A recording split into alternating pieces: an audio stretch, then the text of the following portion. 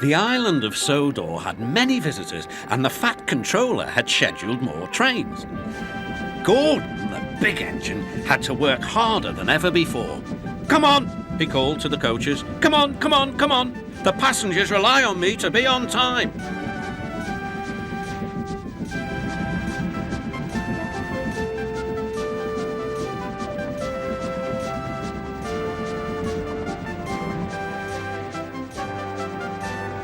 Whenever Gordon finished one journey,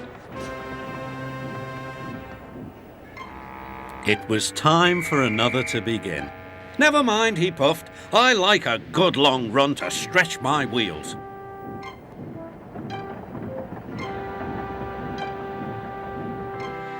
Even so, the fat controller decided that Gordon needed a rest.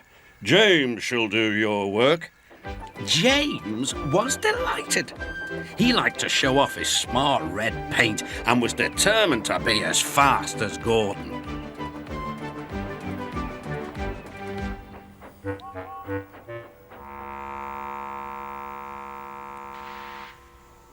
"You know, little Toby," he boasted, "I'm an important engine. Everyone knows it. I'm as regular as clockwork, never late, always on time." "Says you," replied Toby. Just then the fat controller arrived. "Your parts are worn, Toby, so you must go to the works to be mended." "Can I take Henrietta, sir?" "No. What would the passengers do without her?" Toby saw Percy by the water tower. "Don't worry, Toby," said Percy. "I'll take care of Henrietta until you get back." Soon Toby was out on the main line. He clanked as he trundled along. He's a little engine with small wheels. His tanks don't hold much water. He had come a long way and began to feel thirsty. In the distance was a signal. "Good," he thought. "There's a station ahead. I can have a nice drink and a rest until James has passed." Toby's driver thought so too. Toby was enjoying his drink when the signalman came up. He had never seen Toby before. Toby's driver tried to explain, but the new signalman wouldn't listen. "We must clear the line for James with the express. You'll have to get more water at the next station."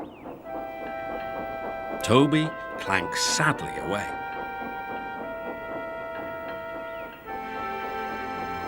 Hurrying used a lot of water, and his tanks were soon empty. Poor Toby was out of steam and stranded on the main line. "We must warn James," said the fireman. Then he saw Percy and Henrietta.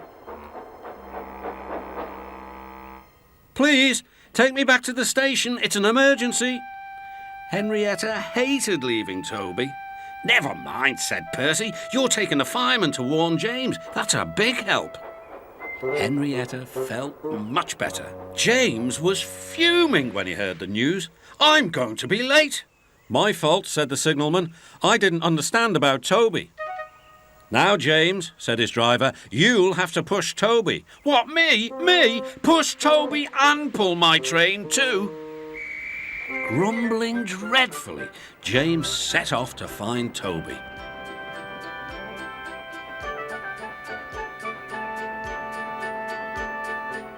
He came up behind Toby and gave him a bump.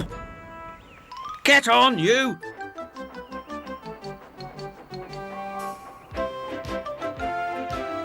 James had to work very hard.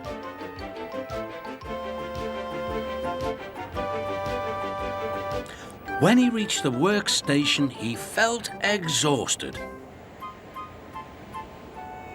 Some children were on the platform. "Coo," said one. "The express is late and it's got 2 engines. I think James couldn't pull it on his own, so Toby had to help him." "Never mind, James," whispered Toby. "They're only joking." "Ha ha!"